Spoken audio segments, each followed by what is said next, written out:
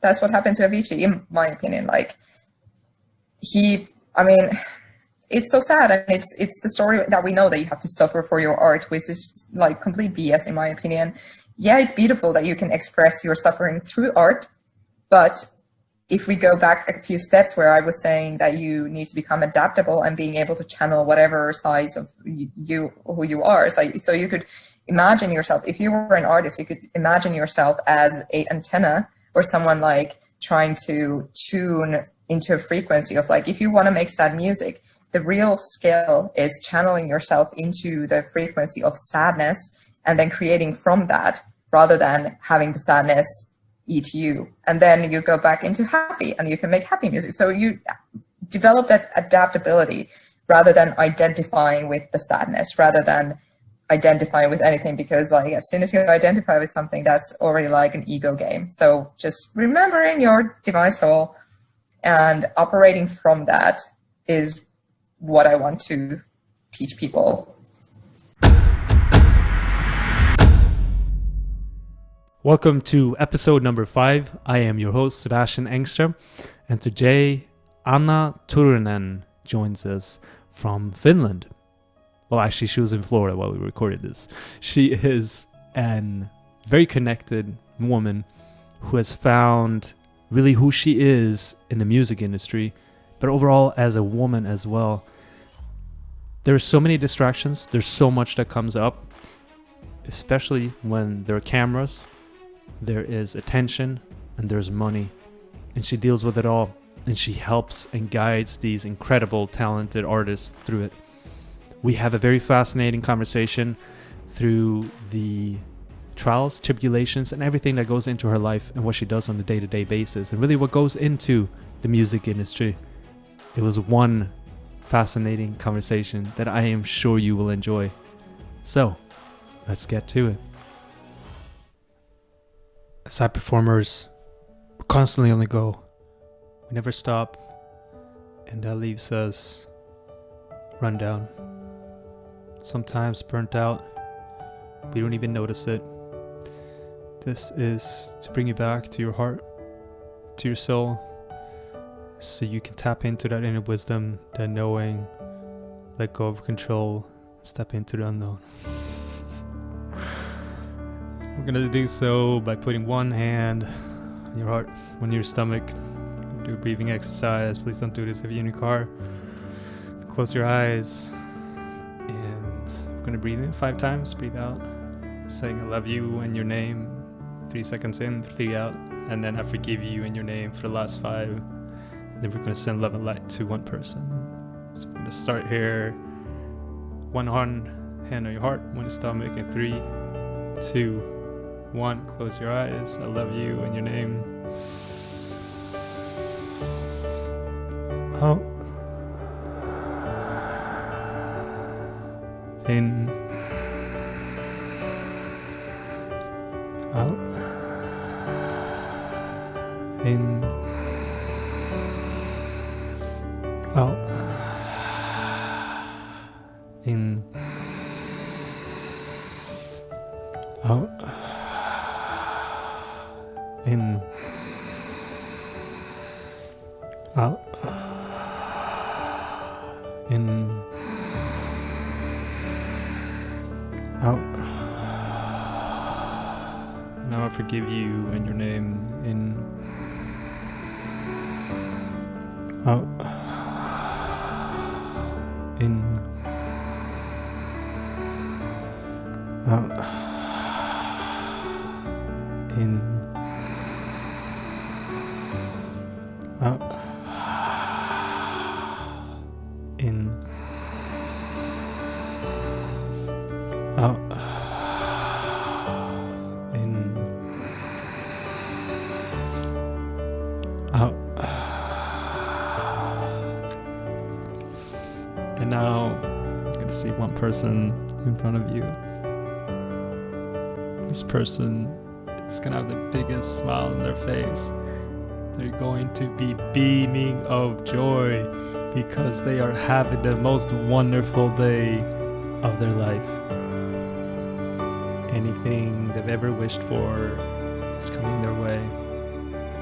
most importantly, they're focusing on other people. They are giving. They're being of service. They're giving back. Because we're never alone. And you're not alone.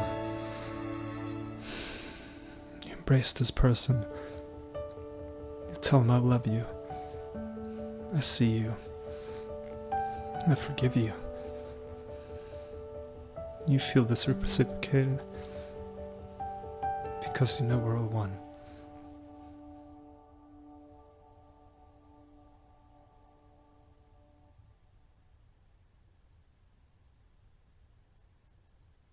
Hi, I'm Anna. I'm a marketing manager at one of the biggest music companies in the world. And I've been involved in the music industry for almost 5 years now. Music has always been such a huge passion of mine that I remember at some point I just kind of realized like, oh, holy shit, I can do this for a living. Like, what is this? So it was like very interesting that I had this idea of like, okay, when I choose my career or whatever I want to do for money, that it would have to be something quite serious and dry and whatever. And then I did an internship at Sony Music over in Finland because that's where I'm from. And it was just so much fun. Like, honestly, the music industry is so much fun. It's kind of crazy and insane. And you get to do a lot of random stuff, meet a lot of really interesting people. And it's really one of the industries where you're really encouraged to be yourself these days. Like, it's the kind of like early 2000s shiny pop, like the Britney style, where you just put on a major front of like, this is what it is to be a pop star. That just doesn't fly anymore. Like, artists, they're encouraged to be super authentic on their social media. And that obviously raises a lot of questions as well, which we can get into. But it's just one of those industries that's just a whole lot of fun. And there's a lot of interesting people there. And well, thank you for thinking I'm authentic. I think my personal background is obviously being Finnish. And not that many people know many Finns, but we're known to be quite like blunt and honest and just kind of like no BS approach to the world, which is something I definitely have come from and still do. And just combining that like slightly superficial music industry side to then something authentic. It's just like a very interesting mix to live in, because sometimes people don't know how to react, and then they're like, oh, okay, interesting. Let's, rethink this whole situation of like being in a corporation and, actually connecting with people. Mm. So the one side that I haven't, so being a big music fan myself and being incredibly you can say connected to some of the lyrics through and through growing up, and that's really where I've found solace and truth many times. Not all the time I saw this publicly or what they wanted to show or what they portrayed on media, or in media, or in social media. You're saying that that's coming out more, and that's a side that I don't know much about. So how have you seen that shift yourself in the music industry? And what do you think prompted that? I mean, you still hear, and what comes to mind to me is, well, it feels like a lot of these pop artists, they have ghost writers, so people who write their songs for them. And yeah, I mean, it's incredible. Like you get some of these songs, like they're super catchy and you can sing along to and so forth. So yeah, how have you seen that shift yourself take place? Yeah. So first of all, I think there's a huge differentiation here with the kind of major like mainstream music fan. So you're a basic girl in her like early 20s who sometimes likes to go clubbing, but sometimes likes to listen to radio, but isn't really like a music fan. They don't really care about the artist necessarily. They care about the good song because they think that, okay, my life is so that I like to wake up, I like to listen to a song that makes me happy, but that's like the extent of what their like music fandom goes to. And that will be your major like silent masses. And that's fine. Like, some people are just not in the place emotionally where they need to digest their music. Whereas someone like maybe you or I, who likes to really drill into the lyrics and like the hidden meanings behind something. That's where the wealth of the music comes from for us. But that's not the most, most people are not like that. And that's completely fine, So for those people, what they seek from music is slightly different. They don't seek anything else besides, something to live nicely on your earphones. And that's cool. But then when it comes to so you've got these people who are quite like what we just discussed, and then you've got the people who would like to look up to someone, but if there's not like something really interesting about that person, if they're not vocal about the things that they've gone through in life, if they're not vocal about whatever it may be, like I'm going to use Billie Eilish here, who is like probably the world's biggest pop star right now. She's just turned 18 years old, and she's just like such a incredibly authentic person. Oh my God, like her entire social media, everything just speaks to the kids. And you can just tell, like, even though her music is now super mainstream, she has actual fans because of what she stands for. So there's a difference, and you can have like EDM singer who people may or may not know their name, they recognize their voice, they recognize their music, and that's fine. But that person hasn't necessarily, isn't necessarily talking about the things that, they are experiencing in life, whereas you've got the artists who are really authentic nowadays. And those people, if you do it right, they really cut through. And then you've got someone who has authentic fans, who has like people who look up to them as a person, also as an artist. So I think that's where the differentiation lies, is that you've got the people who speak out, and then people, fans, music fans will gravitate towards them, look up to them as a person versus just like a song that they like to listen to. So those are two different things, and that's fine, and it just really comes down to being authentic. I think people are just starving for authenticity these days. Like after the Nazis and like all of the shiny pop and shiny everything, super like glam diva style that has really no depth to it, just looks really nice, but people are just like starving for something real these days. And you can definitely tell that. Like I can tell when I'm working on some of my artist campaigns and we're trying to tell the artist that artists might be like, okay, why isn't my socials growing, and what am I doing wrong? And they're not necessarily doing anything wrong. Like they might post nice photos or nice videos, but if there's no depth to it, if they're not speaking to someone, if they feel like, or if the fans don't feel like they're connecting with that person, you can see two different growth graphs when you look at their like social media growth, because the ones that do connect, they go up. So you can tell that there is a real hunger for that kind of artist who cuts through with their like personality. People want to believe in something again, I get chills when you say that. What comes to me, yeah, there is a deep longing for authenticity, just truly not just listening or seeing, but you got to feel. You truly got to feel. What you're saying, especially cutting through the noise, you're starting to see a shift. Well, it's been a shift now for a few years in the commercial media industry. They're realizing, okay, well, we got to connect to deeper values of the people who we're marketing to and connecting to. We can't just go about and do, for example, what comes to mind to me is the United States and the car commercials.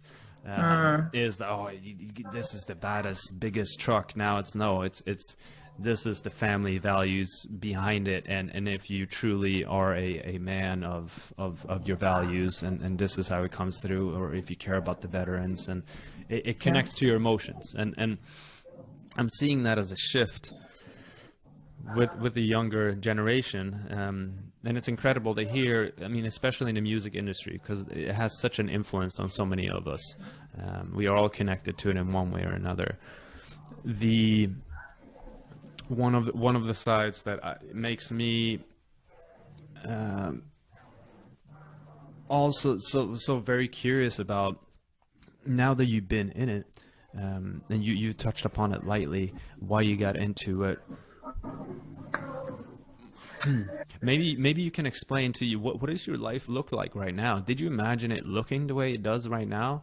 And yeah, how did you get here? Because I think you have a fascinating story too. I mean, thank you. So yeah, let's rewind all the way back to when I first heard heavy metal when I was like 12 or 13 years old. And because I can actually pinpoint that exact time and place when I feel like I really fell in love with music. And that was when I was a don't know how many people here listen to or know anything about Scandinavian countries, but yeah, it's dark. Yeah, it's cold. Yeah, it's kind of miserable sometimes.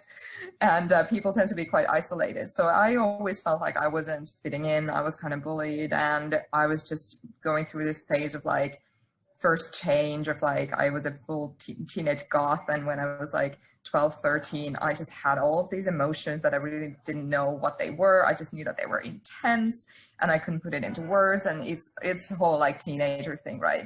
But I remember the first time when I heard the song by a band called Children of Bodom, who are like a melodic death metal band, and there was so much like when the song started there was just so much adrenaline and aggression and like kind of like hatred, but it wasn't like, whereas if you don't know how to listen to heavy metal, you might just hear something aggressive on your headphones, whereas I heard people expressing their anger rather than try to shove it down your throat. So for the first time, I felt like something understood me, like on a vibrational level. It's super interesting because music is vibrations and your emotions are vibrations. So even if I didn't know how to conceptualize it or put it into words, I just knew that this is how I felt. And I just fell in love with music so quickly. And I started to go like literally every single show that I could find. I would just show up and find my crowd essentially. Like I was just hanging out with all these like metalheads, and that lasted for quite a long time. And I never thought about doing like music because I was like, okay, I'm not a musician. So what do you mean? It just didn't really cross my mind until I was like in high school. And then I was like, okay, I want to do something for a living that I really, really love. And what do I love? I love music and I love horses. So for a moment, I went with the horses option, and I was a stud assistant. So yes, I collected semen for a living for a while, and also like grooming and horse riding. So that was super interesting. But I just figured that like, okay, this is not the right choice for me. So when I moved back so I lived in London for a year and I studied music management at a university. And after that, I moved back to Finland where I got my marketing degree. And I still thought that like, okay, music is still like calling out to me. So I got my internship at Sony Music, and then that just was it. Like I was just hooked, and I was like, okay, when I work with artists who I know that reach out to the same kind of kids who are in the same misunderstood or like don't know where they're fitting and feel kind of lost in life, music always has been like a road to me to, okay, I'm not exactly sure what I'm doing, but I'm just gonna like close my eyes, have some faith, and just go with what I'm passionate about. And that has been music. So it's always been like a safety net for me. And it's really just brought me all of my friends, my career, my entire life's purpose. So I'm just super grateful, and it doesn't even feel like, yeah, sometimes you have hard days. Obviously, every job is like that, and you have like annoying whatever little things about your job, but it feels like once you have like a higher purpose, when I go to a show, I especially work with artists who play the kind of rock and alternative kind of emo movement style. So when you go to the shows of those artists and you look at the crowd and I see myself in that crowd. I see that kid who I was, the lonely one. And I'm like, okay, even though I'm not making the music, I'm helping that music and those fans connect. Like that is my job as a marketing manager, is to bring those two together, help ears and the music meet. That's essentially what I do. And seeing that at a show, I mean, back when music shows existed before COVID, that's what I do basically. And it's very just immensely, satisfying. Wow, that was beautiful. Thanks. I didn't. I have a newfound admiration and appreciation for your path now. That was I truly understand now why you love that. To me, it's resonating with me on so many levels. Like you said, as a teenager, I connected to, I mean, being from another Scandinavian country, yeah, how do you, people don't express emotions. Yeah. And from my understanding, especially not in Finland, Mm-hmm. you're badass, hard people Yeah. that you can barely read at times, it feels Yeah. like.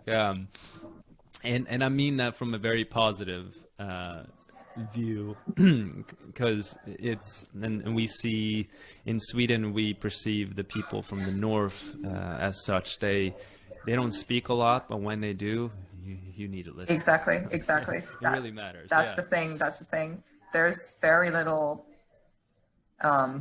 chit chat and small talk and that kind of thing. So people sometimes think that Scandinavian countries, well, Finland, is quite rude or something, but it's not really about rudeness. It's just about that's just how we communicate. And the same thing with like the physical intimacy. It's like we're not super touchy feely people. So this whole like COVID situation and having social distancing is just like another day to have been like, don't come like, stay closer to me if you're a stranger. Like that's just basic respect. Like so it's been like really easy to adhere to the COVID restrictions. Sure. Tying that back into, and that's why I think it's so important to have music and so many different outlets especially in Scandinavian countries, because I connected with rap myself because of it was very aggressive. It was a lot of deep seated emotions. It was profanity. It was just out there. I'm like, whoa, like this is not what like kosher. Like I'm not supposed to do this, and therefore I really can connect even deeper to it. And you having followed that path, yeah, I mean, I commend you for still being on it and having the passion that you have, but having been in it for the time that you have. I know with any type of job that you love or that you're passionate about. I mean, you're taking it. You're a director now, and I mean, you love what you do, and I know you spent quite a bit of time doing it, but it also comes with sometimes you get so sucked into it, it becomes your identity, right? So how do you still know who you are outside of what you do for a living? And have you felt that all right, I feel like I have a hard time separating the two? Yes. And therefore, like, how do I stay myself, authentic self, and not become, well, oh, all of a sudden I'm the company, I'm corporate. Wait, hold on. Yeah, for sure. And this year, especially because of social distancing. So it's October now, and I have not physically been to the office since end of March. So I've been working at my current job for 3.5 years now. And the first couple of years was just that. Like I live in London, I have barely any friends, and I didn't ever think that was a problem because I didn't see that because I was always working. So I was like, okay, I'm always surrounded by people. But really, I mean, I have my work friends and I do love them, but there's a differentiation of who you are in the office environment, even though it's like a very casual office environment still. And now that I haven't physically seen those people in over 6 months, it's really, at first, it was a big shock, not gonna lie. It was a big shock of like, oh my God, what do I do now? Like, what do I distract myself with now? But then I actually took that whole time as an opportunity to be like, okay, what do I want to discern with my life? And is it all serving me? And I think it's been a huge year for so many people. I don't think we're even going back to the old way of working, like at all. They haven't really told us what the future will look like because, well, no one really knows. But I know it's not going to be the same like 9 to 6 kind of job. And so for myself, when I was working so much, and I moved to London from Finland with like 4 days notice, I literally took the first job that I got, which isn't the one that I'm currently in, but it was the first like music industry job. And I was like, okay, I'm just going to do this now. I'm going to move to London. And I hated that job. It was so horrible. It was like, it wasn't horrible. It was just like not what I wanted. And I was questioning myself all the time. Like, have I made the right decision? And I just felt like super out of control. And I developed an eating disorder at that time, which was not probably the safest or best way to deal with stress, but I felt like it was the only way I could control anything. Was I could control the food that goes in my mouth and out my mouth. So I got super into fitness. I was like, okay, I'm a fitness person now, coming from a total like I was just a normal person, and then one night and I'm a fitness person now. And it was just like such an obsessive energy to go into that.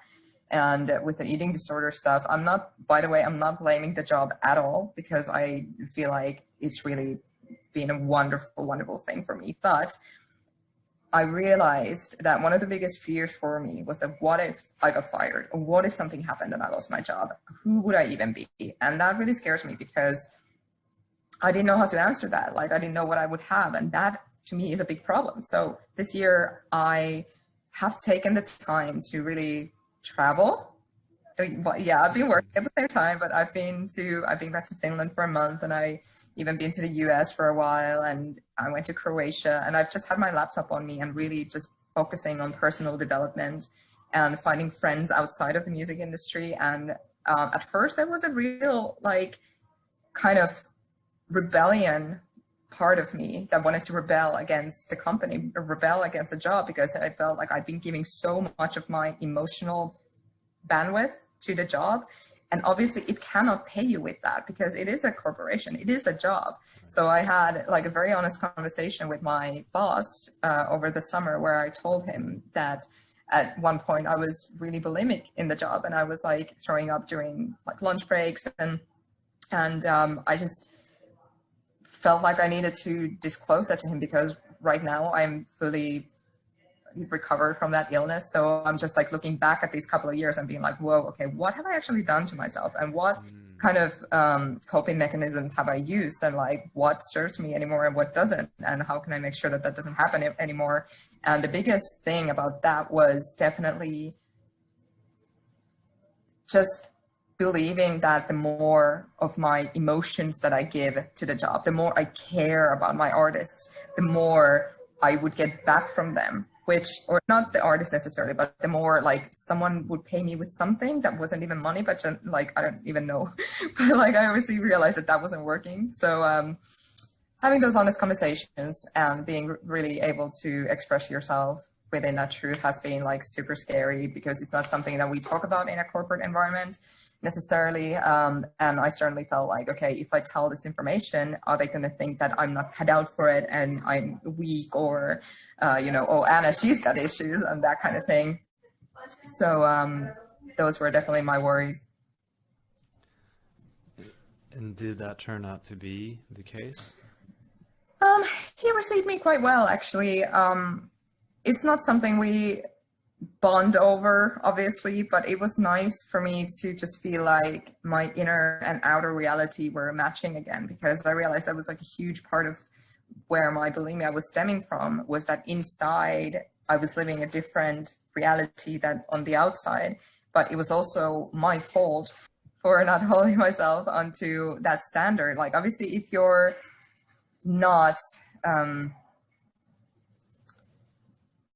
being truthful, if you're not speaking your truth, then you cannot be met with that truth, So I was growing with resentment of like, why aren't these people meeting me at this level when I wasn't even meeting them at that level? So you just got to be sometimes the first one to take that step to be like, look, I'm suffering with so-and-so, or this is what's actually going on in my life. And people will usually find that they're like, okay, now they can be themselves with you easier as well. And then they feel better about themselves, because what people don't necessarily remember what you say to them. They don't remember your stories necessarily, but they will always remember how you made them feel about themselves. So if you give them the first step of like, hey, it's okay for you to be slightly vulnerable with me as well, that usually does a lot of magic.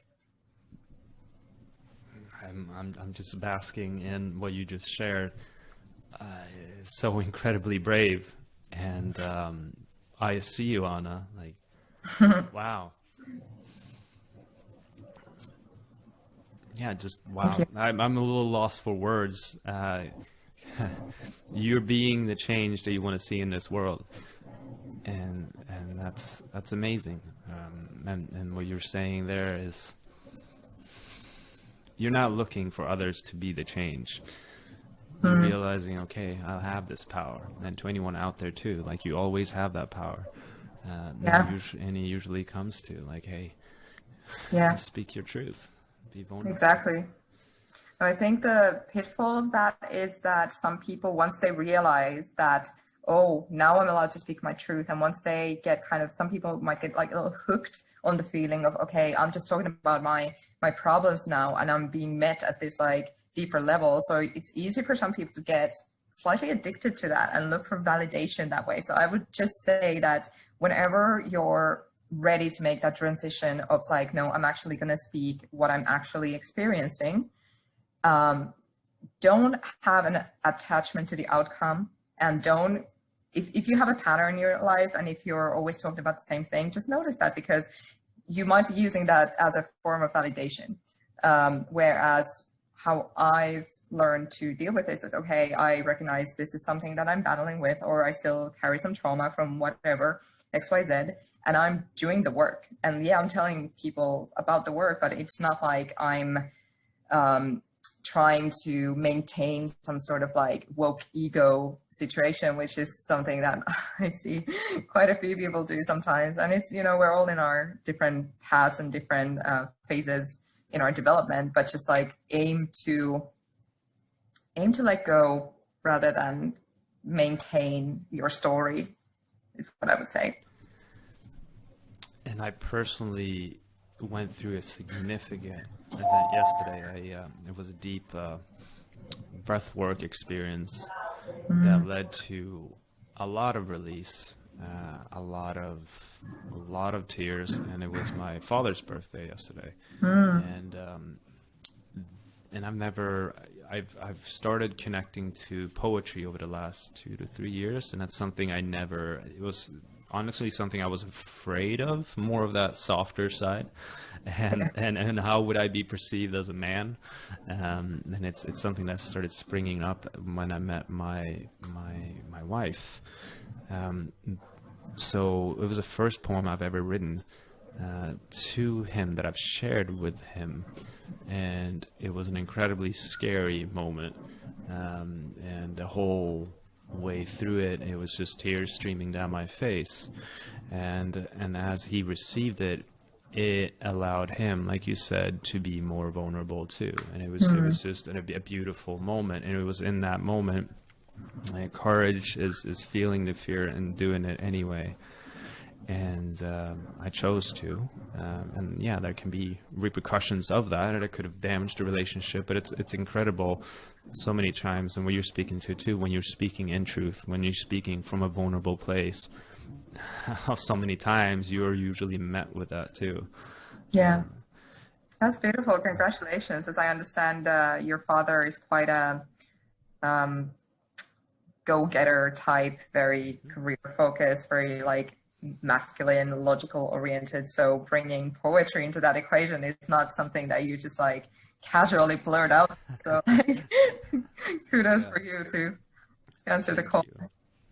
Yeah, it was, and to give another analogy, my mother was, who still to this day just adores music, and we would always listen to music and dance. I didn't dance necessarily too much. I love to do it now, but he would never listen to music really, and I never understood that. And that kind of speaks to, I felt like, why does he ever connect to his feelings? Like, I barely seen him cry in his life, and so yeah, thank you for sharing that, and through that,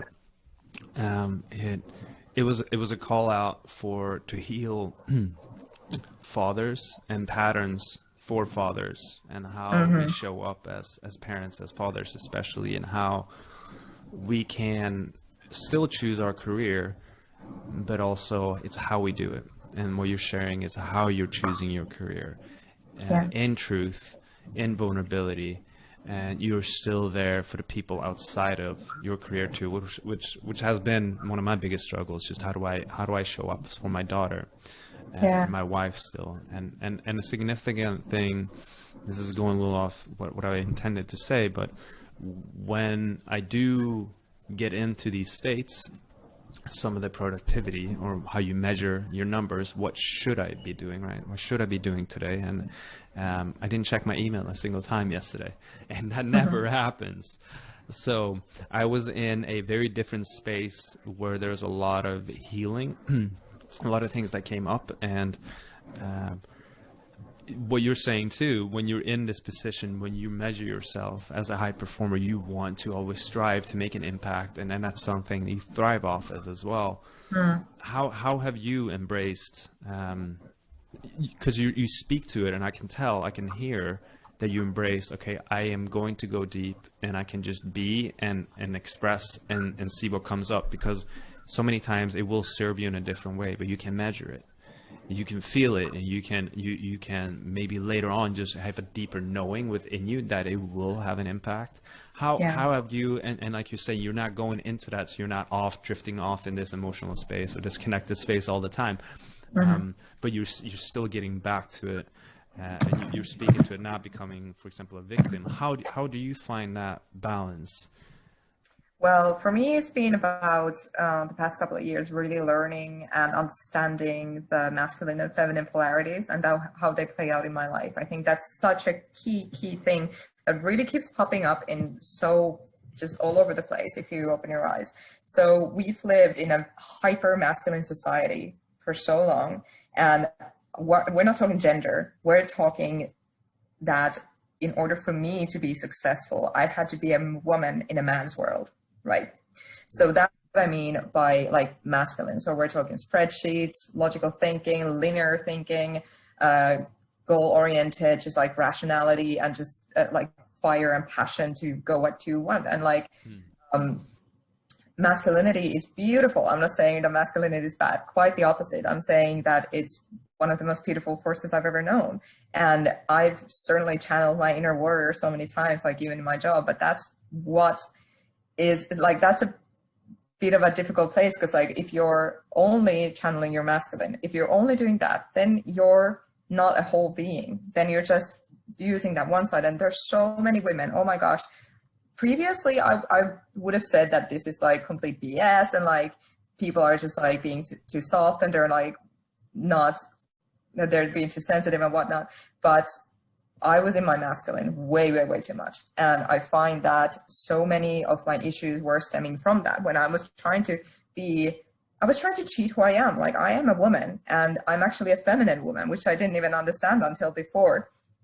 So I was trying to be a woman living in a man's world. And then when I was trying to, when I encountered issues, whether it be related to stress, like I was trying to do a bodybuilding competition at one point when I was still like super focused on my career, and it was just so much performance that I had a complete like little physical and mental breakdown. So I was just trying to, numb the stress out with more masculinity, where now I've had to really cultivate female friendships, which has been really difficult. Like, I'm kind of a loner and I have a lot of male friendships, but now I've had to really just like find female friends and like learn to trust the feminine in that way. Also find my workouts are completely different nowadays. Like, I'll do something, whatever calls out to me. It's not like I'm going to do X amount of sets for X amount of reps, and then I'm going to do this exact minutes of cardio and these exact macros. I really learn how to do intuitive eating, trust my body in learning and listening to what it wants. And even the workouts are like, okay, today I'm going to do a bit of this, and then I'm going to move into this like floaty yoga thing for a little while. And it's just been like a trial and error of that. And I can just say that as a being, I feel more whole now that I've learned to trust the feminine. But because feminine is such an elusive energy, and that's what it is, like, whereas masculinity is something easier to understand because it is the rational side. But like, you don't understand the feminine, you feel the feminine, because by definition that's what feminine is. It is an intuition, it is a feeling, it's something like creating. Like, it's not gender specific. So for you to create something like poetic, that's a feminine energy coming through you. But if you were to ignore that, and I feel like so many men do, they block their creativity because it's not something that's easily understandable. It's not something that they can like easily control. it's quite the opposite. It's just like flowing energy. So they block it. And that makes you less of a whole being. That makes you less of a whole person. And you can try and overshadow it with masculine again, but we've seen how that works out for the society. You know, it's not the best. So yeah, I don't know if that answered your question, but yeah, wow. It's there's so many points there that come up in what you're saying. When you get more into your masculine, usually you meet it with more masculine because you're trying to figure out, why am I not whole? Like, why do I still feel like I need to do more? And it's interesting, the more you go into that masculine energy, it feels like there will never be enough. The more you push and the more you push, and then all of a sudden you just find yourself completely exhausted, hopefully not in a hospital, but to so many who tap into that energy, there are usually repercussions, and it might not show up right away. And there's some people who can sustain it for a longer amount of time. And kudos to you for tapping into that feminine and all those transitions that you're making. I there are a lot of similarities to what I've noticed in my wife's life as well. What you're saying with that flow, she used to have and be very into fitness and more of the bodybuilding side. And she if she touches weights now, it just flares her body up. She only does yoga now. Yeah, interesting. That's her body saying like, no, we don't do this anymore. Exactly. And there's a lot of letting go, and even to that aspect of female friends. It's interesting how you're bringing that up as well. How do you feel as you're becoming more whole, and as you're having these conversations? To a lot of people, including myself, I become very afraid of, whoa, I'm not going to be able to perform. How is that showing up for you? Honestly, becoming more whole, there's a learning curve. I think you need to sometimes go to the one opposite direction in order to experience that polarity and realize that, oh no, this is not the right place, so I'm gonna try and go here. So for me, I went too much in the feminine side, and I found that my work performance was slightly off, like in the sense of like I would sometimes forget, oh shit, I have this meeting now, how did I forget it, kind of thing. So in that way, I went too much in the like floaty, emotional, I'm just going to do intuitive what I want to kind of space. So I think it's now about navigating the both ends that I now know, and then just being like, okay, right now what I need is to perform. Right now it's a couple of weeks of like stressful time, so I'm just going to channel my warrior. I know how to do this, I got this, and then recoup on the other side and make a conscious decision to be like, okay, I am the antenna, and like I can, do any kind of tune myself into any frequency that I want to, that is going to serve me at that time. Sometimes you are a cyclical being and you need to have some more rest, and other times you just need to push a bit harder. So it's just like trying to create that like adaptability as much as possible in your life. And yeah, I think that's really the key thing, is like, after becoming more whole, as I would say, amazing things have happened to me, honestly. Like, I found a partner for the first time in 6 years, and which actually came through our shared FFS community. And that to me was like a very interesting experience, because as I mentioned before, I've been so in my masculine for so long, and then having consciously cultivated this feminine energy, that I feel like I would not have even been a vibrational match with this guy if I hadn't develop my feminine side. So great things will come to you when you do the work. That's all I can say. You just like, sometimes the work, it's so painful, it sucks, it can be super lonely, but at the same time, if you do it and you really check in with yourself and with your highest purpose, like, okay, what am I trying to avoid? Why am I trying to avoid it? And integrating those sides of you. And when you do, you become a more whole being. And then by that, you will be a match to people and situations and opportunities that reflect that. So as long as you keep, this kind of goes back into the whole like, well, law of attraction stuff. But if I keep having the same conversations, the same feelings, the same emotions, it's always going to produce the same outcome. So you've just got to be really have that accountability with yourself to check in.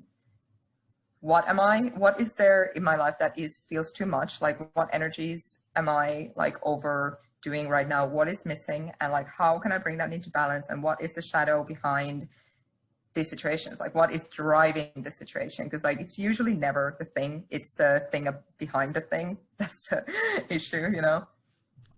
How does that show in your life? Is that a daily practice that you have? Yeah, it is. And how does it show up?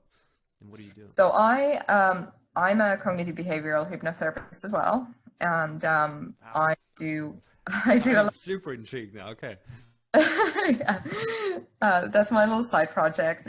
So I work with a lot of hypnosis with myself as well, because like all hypnosis is self hypnosis.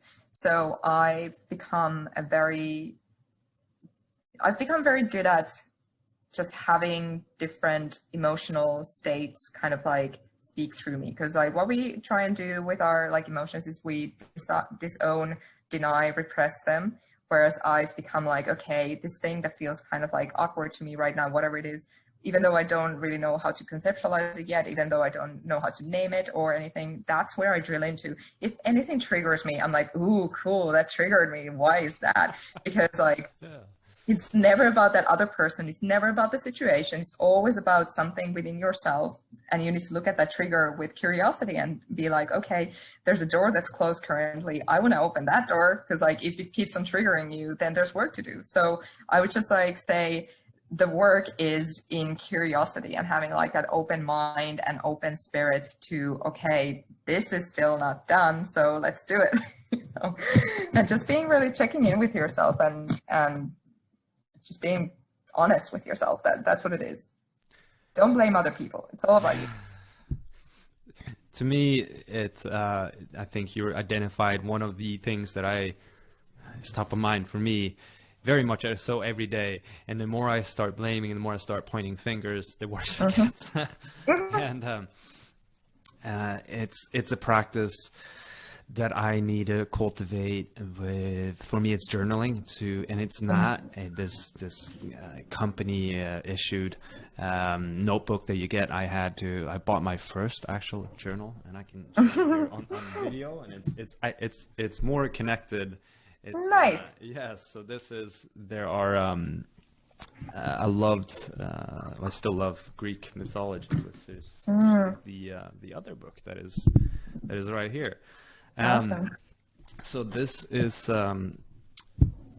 stars and the signs and how it's connected to Greek mythology, and really following that curiosity has been allowing that side, and what you see with the peacock, the feminine side behind me, is really, okay, allow and honor and dedicate money and time towards connecting with that. And as you're saying, that is now showing itself in so many different ways. Because I'm doing that, now I'm writing things down daily. What is coming up to me?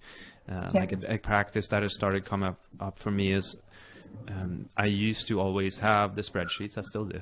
And this is my to-do list, Tim Ferriss style, from, okay, where are my 6 months goal? Break it down to quarter goals, break it down to monthly, weekly, daily goals. And then always keep updating that. And it needs to make logical sense. I need to measure it. And then just live and die by that list. And now I've been letting it go. And I have not been on my computer for the last, I would say, half of a week, almost a week now, during the first part of the day. And I've just been writing down, what is it that comes to me today? And then sometimes I don't understand, why is it these things that come to me?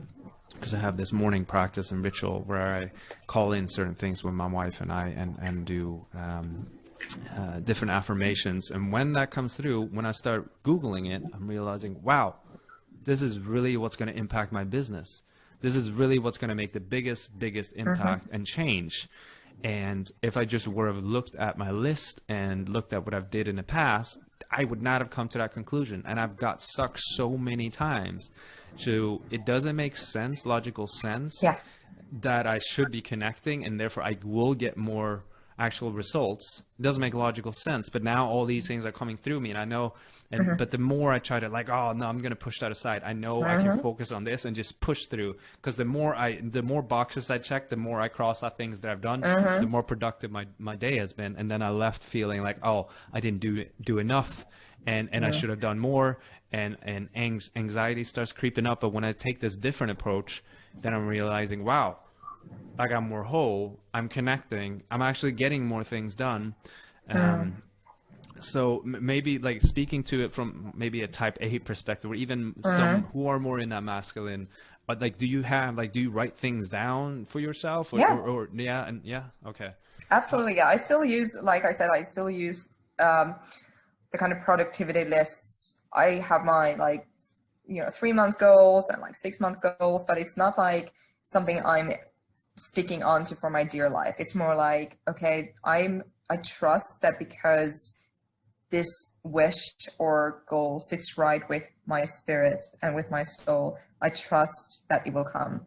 And I write it down because I've noticed that I've achieved everything that I've always wanted. I've been given everything that I've always wanted. However, everything that I've always wanted isn't, oh, I want $1 million.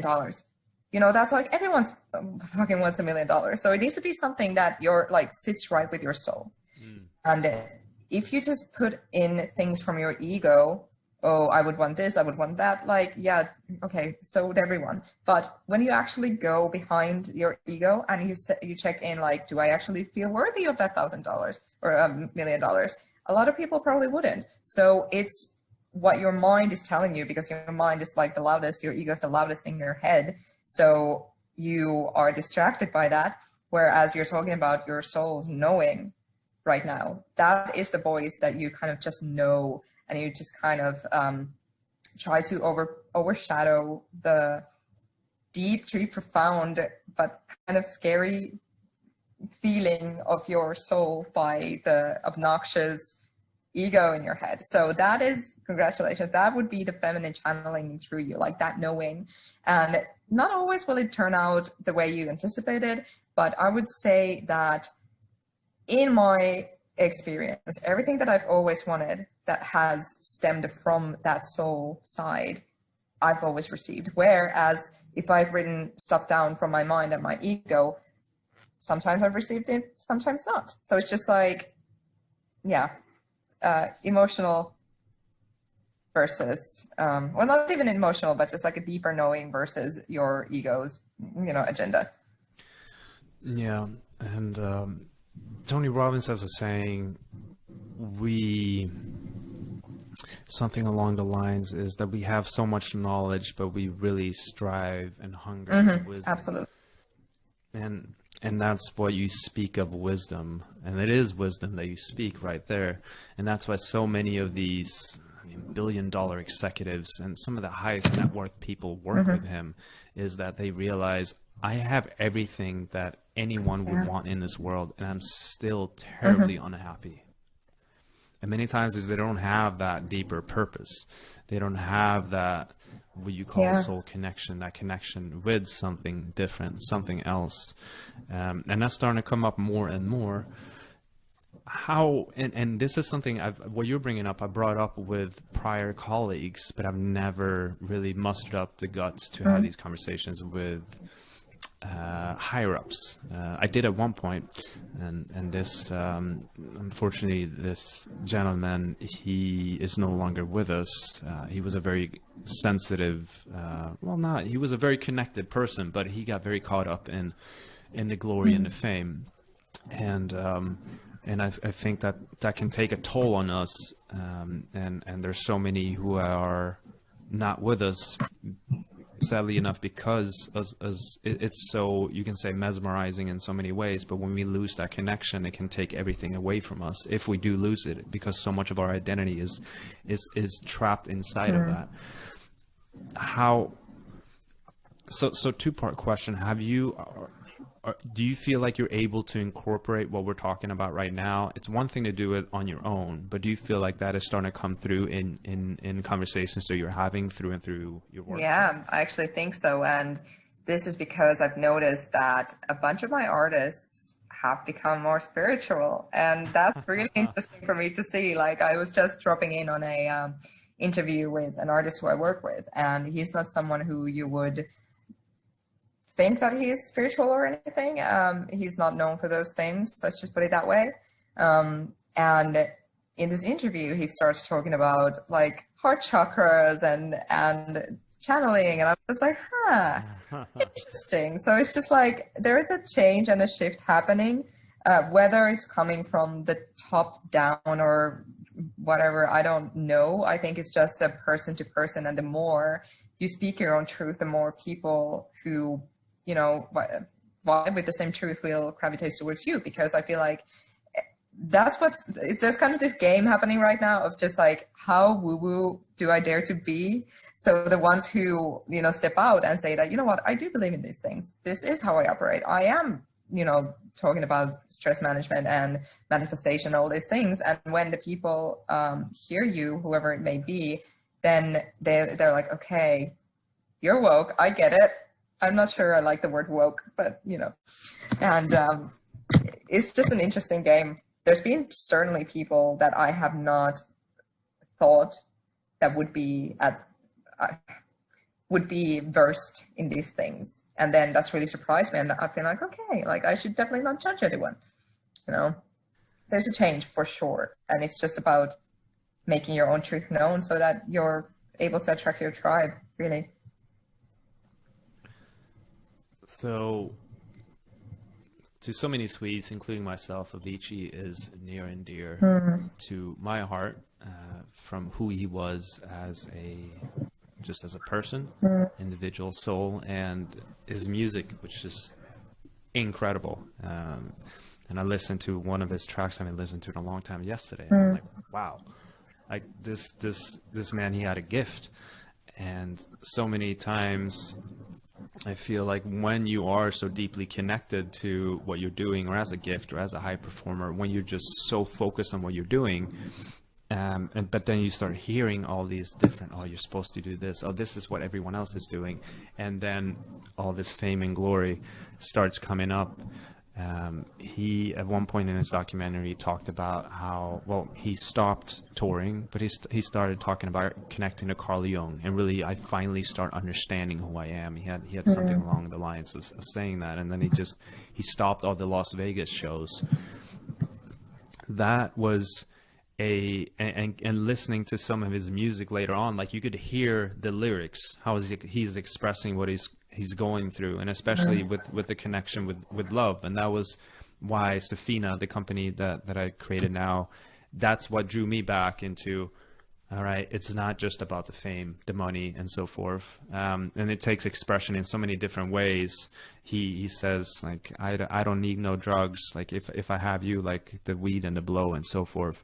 For me, it was being just a workaholic and taking it too far, and it was going deeper into the masculine. But once I connected and felt that love, I came back home. Yeah, and exactly. That's part of with Safina, or with Sophia, my wife. I am always home. That is one of my deepest connections to her, and this is really the company's dedication to her and my daughter and anyone who is on this path. You have an incredible path too that you're following, and the mantra or the slogan, "I help artists not die from fame," is something it keeps on ringing and coming up in my mind, and I keep on bringing it up because it's so much truth. Do you mind speaking to your path and what that means to you? Yeah. So I believe that we are in an era of Western people being in spiritual starvation. And what I mean by that, the word spirituality has a bit of a sometimes negative and just weird undertone. But what I really mean by spirituality is waking up to the fact, this is a fact, right? Quantum physics shows that 99.999999% of the world is energy. And that minute, tiny fraction of a percentage is matter. And that minute percentage we're able to perceive with our senses, which is why we think that's what we are. And when we identify as that tiny fraction of a thing, we're not ever going to be even close to happy, because we're not seeing who we are. Who we are is energy. And what is energy? Is love. When we're going to the truth of who we are, like love energy is what we are in our core. And some people might call this your divine, your divinity, or your soul, or whatever you want to call it. Some people call it God, spirit, whatnot. And I think that one of the reasons why artists are so prestigious in society, like why are people so obsessed about artists? Like that's such an interesting question. Why is it? Why are we so fascinated? Why are we so fascinated by our significant other, whether it's our girlfriend or boyfriend or wife or whatever?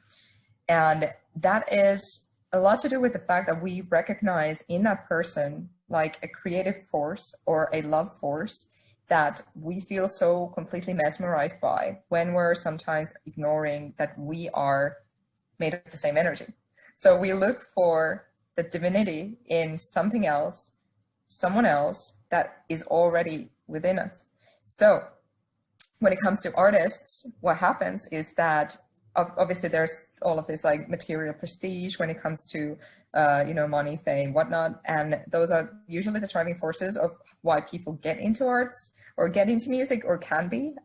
Other times they just want to express themselves. Nonetheless, if you're a successful artist, those things will come to you, which means that people will start acting differently. People will start treating you differently. Where if you are what I would consider like a pure soul artist, you just create art from your soul, and you are just very like a creative vessel. So a vessel of this divine energy, right? People are so attracted to that because people lack that within themselves, that when they see it in another, they're just mesmerized by it. They hang on to it with their dear lives. They become obsessed with it. And that's my personal opinion of what happens in like fandom, like the psychology of fandom, right? And if you start to, as an artist, if you start to identify with that, or if as a husband or as a wife, if you start to identify with your significant other more than your own divinity, you're gonna be screwed. Like that's just what's gonna happen. So a huge part of my mission is to help people realize their true essence and help them recognize how the ego works within themselves, but also from other people. Because if you are an artist and you're 20 years old and you sign to a record label and you have all of these hopes and dreams and things, and oh, I would love to have a #1 album or whatever, and then you receive that, but you haven't done the work of like realizing what your own soul is and knowing who you are, that's exactly what's going to happen. People are going to rip you apart. That's what happened to Avicii, in my opinion. Like it's so sad, and it's the story that we know, that you have to suffer for your art, which is like complete BS in my opinion. Yeah, it's beautiful that you can express your suffering through art, but if we go back a few steps where I was saying that you need to become adaptable and being able to channel whatever size of you, who you are, so you could imagine yourself, if you were an artist, you could imagine yourself as an antenna or someone like trying to tune into a frequency of like, if you want to make sad music, the real skill is channeling yourself into the frequency of sadness and then creating from that, rather than having the sadness eat you. And then you go back into happy and you can make happy music. So you develop that adaptability rather than identifying with the sadness, rather than identifying with anything, because like as soon as you identify with something, that's already like an ego game. So just remembering your divine soul and operating from that is what I want to teach people. And you've spoken to it a bit, how artists are starting to surprise you. Like, whoa, you're actually talking about this. I didn't expect that. How are you taking, is that something you're approaching them with now? Are you more feeling it out? And how does it show itself? And how do you envision your future? And what do you think it's going to happen? So I think alluding back to whenever you live in your purpose and whenever you're doing the work, the opportunities and the people that you're supposed to meet will be presented to you. And that's just something I completely believe in now. Because like there's been a couple of times where I've just known that I have to work with this artist. I have to work with this person. I didn't know why. And it's always worked out like, I see it now. We have the same kind of, whatever, like we have the same worldview, or we have the same, we want to help people. And it's not always been evident at first why that's been, but it's those people have been presented to me. And I've always trusted my intuition to work with these people as well.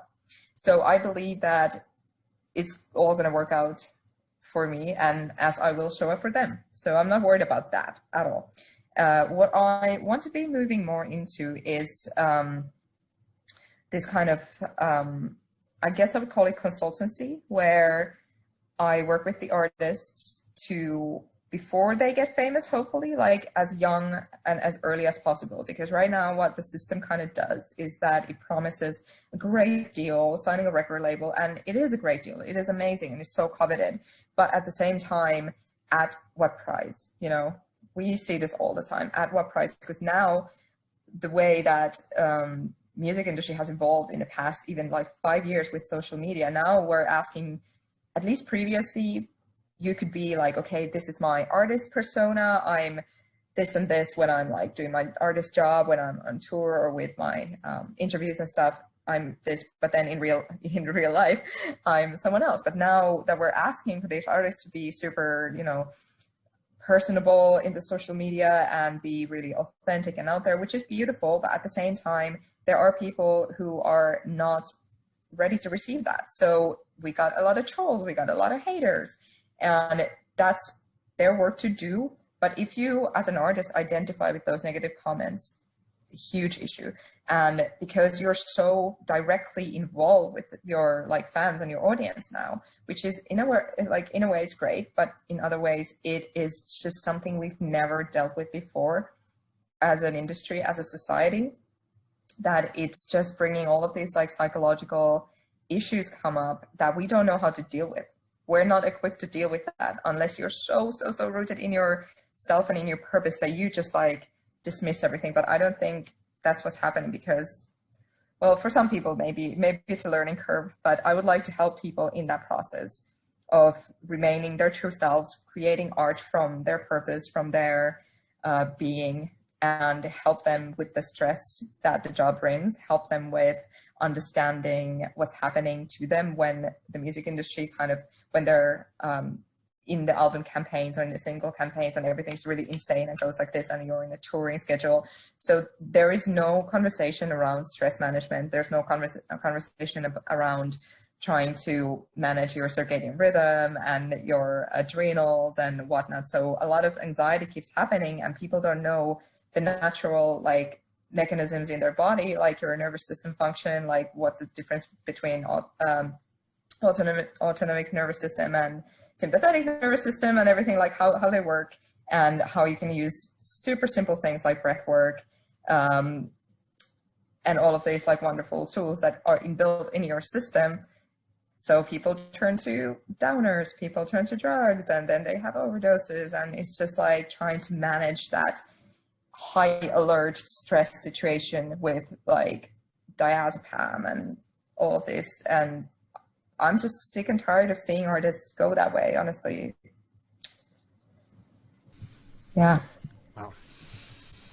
Thank you for the work that you do and the path that you're on. I am seeing it so vividly in front of me, and I am so encouraged too to hear about the shifts that are happening in the music industry. So as they go on tours, as there is an incredibly hectic schedule, as there are so many people to please, and then having social media on top of that, even from not being famous, social media is intense for me. Like how, as a marketing director, that is part of your life. How, and being given that you're deeply rooted, but how do you what is your relationship like with social media, and how do you advise even regular people or even like famous people? Like what are any tips that you can give and insights that you've learned? I would just encourage people to be very conscious of the time they spend in there, and be conscious of the feelings that come up for them when they see certain images. A lot of the time it's just like mindless, scrolling, but then you see different images, whether it be, a fitness girl, and then you're like, oh, why don't I look like that? Or whether it's, fake news or headlines or whatnot, whether you're annoyed with politics or whatever. So I would just be very conscious of the feelings that come up for you, and just bringing that awareness to it. Like, that is always key to everything. That is step number one. Is like, instead of just like doing it, be like, okay, clearly this is bringing something up, and then bringing curiosity to that. Okay, interesting, huh? That's how I feel, huh? And just like not being a part of the matrix, not being a part of the problem. As soon as you start to bring in the flashlight of like, why do I feel like this? You're already winning. I would just say, like, that's the thing. Because like, if you keep identifying with who other people are through social media, or who yourself, if you're an influencer, like, yeah, that might be a part of your job for sure, to portray a certain image, but just being very conscious of like, what are your motivations in the background to do whatever you're doing. And then just being like, it's okay to spend some time off of there as well. It's okay to be like, okay, now I need 48 hours of nothing. And you really see, like, you pick your phone up so many times and you're like, oh no, I'm not allowed to use the Instagram for 48 hours. Like, it's really bizarre, but like, that just shows that you sometimes need that break. So just consciousness and being aware of your motivations and being aware of your feelings is where I would start for anyone. The pendulum swing of having people that you love in your life and then seeing what they do very easily and subconsciously leads to comparison, whether that be on a personal basis or a professional basis. I've become very selective who I follow and who is in my inner circle, and even it can be seen as, oh, well, it's just this person, it's fine, and then I'm curious and I'm gonna follow that, and I'm gonna look, and the more I do that, the more I realize the power of the images and the power of the imprint that it leaves in my head, because I understand, and even psychology research says, if you, whatever you're exposed to, you can't really tell the difference.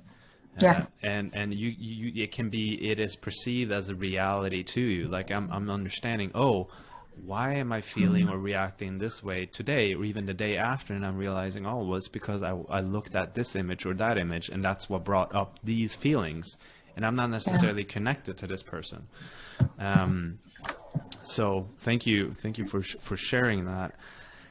From tying that back into when there are these, you said it, when they go on these shows and do these tours, and it's incredibly intense. And for anyone who has watched the Steve Aoki documentary, you know the guy is a madman, and how he can just be on a plane like every other day, if not even more, and how he can still function. How do these artists function? But still, I mean, if you're just not your average person can do this, like what goes into behind the scenes? What does the life really look like? Like, we get glimpses and so forth, and there's a lot of glamour to it, but there's still, you're on this path and are looking to help these people from incredible ways, from being more conscious and aware of their well-being. But there's got to be some people who are doing something right now or helping them. Like, what does that look like behind the scenes today? I would just say that whatever is your homeostasis is, humans are so adaptable, right? So sometimes if I've had not much going on and I'm kind of like in a rut or in a slow, phase in life, it feels like if something that requires a lot from me all of a sudden feels like so much effort, right? But then there are times when it's just like high effort all the time, everything, and that becomes the homeostasis. So the glamour and everything, yeah, it's glamorous for about 5 seconds, but then that becomes your norm. And then that just becomes your new homeostasis. That becomes your new normal. So it's just like humans are super adaptable to that. And I just think that like the issue is where you ignore the feelings that your body and your mind is sending you when it's not sustainable. So anyone can do like periods of time. That's why tours only last a certain time. And everyone can do that for a little while. But when your body is starting to tell you the signals and you start to ignore them and you're like, oh, I'm just not going to, listen to that. That is the problem. And that is where the conversation is to happen. I have nothing against people doing cool stuff. Like I have nothing against people, breaking boundaries and like doing, high performance stuff. But the question is again, like, when can we take a step back and allowing the people the space and allowing people to really just take a step back. Like it shouldn't be that difficult, but like once you're there, you're just like, oh, but then it's like regressing back, or it's like taking a few steps back if I slow down. That's not the case at all. Like you just should like look at life as like a cyclical thing that keeps happening, and then sometimes you have cycles of rest and sometimes not. If you continuously keep it up here, then that might be a problem. But like all in all, I think it's great that artists do like touring, and it's so much fun. Like if you have an 8-week tour, anyone can do anything for 8 weeks. Let's just be honest. Yeah, that's just my opinion. Like, and I think, thank you for leaving us, and I think that's an incredible way of wrapping things up too. How sometimes we get into one extreme of either it's everything all in or nothing. Yeah. But you bringing in that cyclical approach, I think Absolutely. is incredible. And one message that just stood out to me over and over again is look at yourself. Like if anything comes up, look at yourself. Take ownership. For me, it was Jocko Willink with extreme ownership, and you're bringing it up in a more graceful way. So thank you for that message. Is there anything else that you want to leave any high performer that might be listening off with, maybe words of advice or anything that comes as a final note on your end?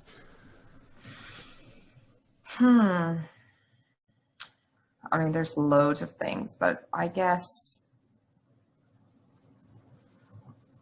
let that little voice inside you, like that voice, when everything else is going to shit, there's one part of you, you don't even know how to necessarily explain it or extract it, but there will be one part of you that always believes in hope. There's that one part of you that no matter where you are, if you're in Auschwitz, if you're in like wherever in a horrible situation, there's always going to be a part of you that believes in hope, and that will be your soul. So whenever you listen to that part and you make decisions honoring that part, it already knows. The only thing is, the best thing you can do is just like try to remove the resistance to that voice. That is true honoring your true self. So remove the resistance to your soul, and then things will come and appear in front of you in ways that you never experienced or imagined. That is the real beauty of life, is that we live in a society of seeing is believing, when we need to flip it to believing is seeing. And when you have the courage to do that from that place of that hope and that soul, I know it sounds woo-woo, I know it sounds whatever, but that is really what you need to be doing. Like, just try it for fun. And then be like, oh, that girl was right. Believing is seeing. I will write that down, and that will stick with me. And it's taken me years really to start honoring that. So thank you for leaving us off with that beautiful message. And where can people follow you or find you and connect with you? Well, I have a Instagram account called Lissuwursti, LISSUWURSTI, which it's open for people. I don't have a massive, I'm not super active on social media or anything. But if there's any people who feel called to reach out for maybe if they know any artistic people, or if you are an artistic person looking to